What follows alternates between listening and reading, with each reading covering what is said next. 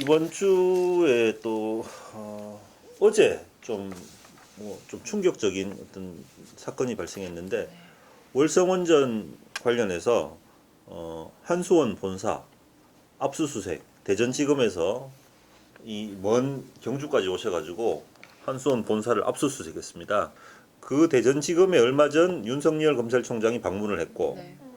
그 방문한 이후에 전격적으로 한수원 압수수색이 이루어졌다. 뭐 이런 이제 그 의혹이 지금 일고 있어요. 그래서 그 윤석열 검찰총장의 어떤 그 좀 강력한 지시에 의해서 이루어진 일이 아닌가 이렇게 전격적으로 지금 뭐 검찰에 고발한 지가 얼마 안 돼요. 얼마 안 되는데 어제도 압수수색을 했고 오늘도 지금 또 하고 있대요. 오늘까지도 하고 있다는데 전 이걸 보면서 참 그 답답한 게 저번에도 저희들 뭐 월성 1호기 이미 다 끝난 문제를 가지고 계속 헤집고 있다.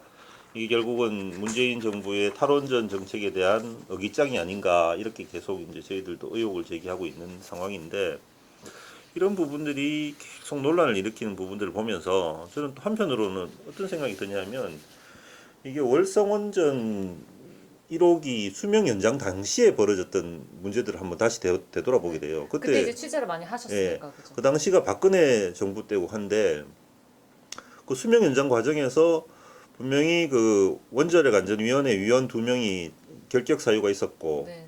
그 다음에 수명 연장 과정의 어떤 그 평가 자체도 잘못 이루어져 가지고 그렇죠. 경주 시민들이 그 소송단 구성해 가지고 소송 제기 안 했습니까, 그죠? 네, 만인소. 그래서 결국은 이제 판결이 그 과정에 위법성이 밝혀졌다. 그래가 수명 연장 과정에 위법성이 있다 해가지고 수명 연장을 취소했지 않습니까? 네, 취소 법원에서. 판결이 났잖아요. 예. 그걸 보면 결국은 이제 수명 연장 과정에 위법이 있다는 거예요. 네네. 그럼 이거는 지금 민사 소송을 통해 가지고 이 사실이 밝혀진 건데 그럼 그 과정에서 검찰은 뭐 했냐 이거죠.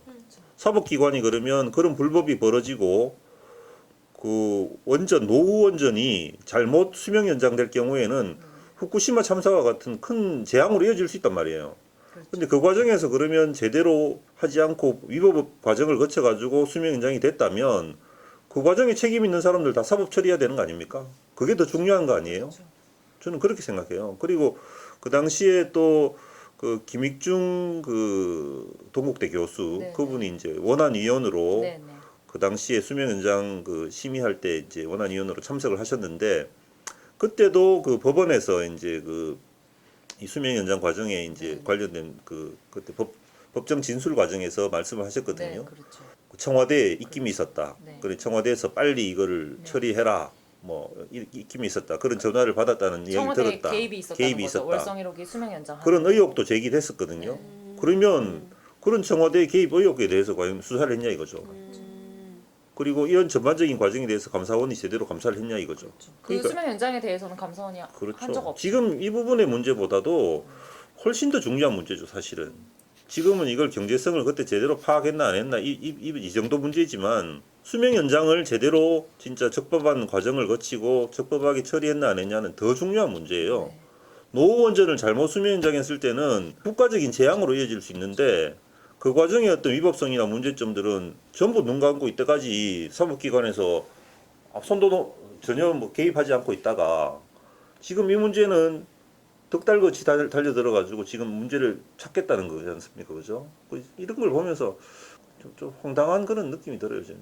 그러니까 뭔가 주객이 바뀌고 지금 완전히 격까지만 남은 상태인데 검찰은 지금 그 격까지를 향해서 막 맹렬하게 막 돌진하고 있는 것 같아요. 그래서 너무 안타깝고 정말 이렇게밖에 못하나 검찰이 사실 지금 비판도 많이 받고 있는데 안 그래도 이명박 그 전 대통령 관련해서도 사실 저희가 얘기는 안 했지만 이 뭐 다스라든지 도곡동 땅이라든지 BBK 이번에 다 유죄 판결 났던 그 혐의들이 사실은 그 대통령 되기 전이나 그 초기에 검찰이 수사를 했던 부분이거든요. 근데 검찰이 다 무혐의 처분 내렸던 거에 대해서 검찰이 다시 이번에 이제 조사를 하니까 다 유죄 판결 나왔던 거거든요. 그래서 사실 지금 그 당시에 검찰이 정말 수사를 똑바로 안 했다라는 비판 여론도 사실 굉장히 많아요.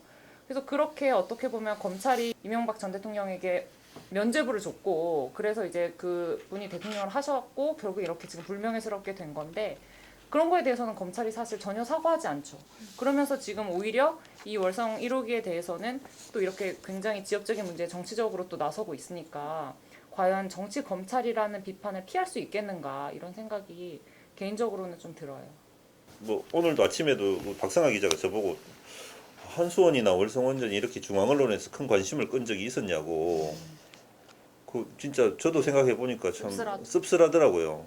그러니까 우리가 지역에서 그렇게 그토록 안전성에 문제가 있다, 뭐 이것도 어떤 절차상 문제가 있다 이렇게 외칠 때는 중앙 언론에서 다 외면했습니다, 사실.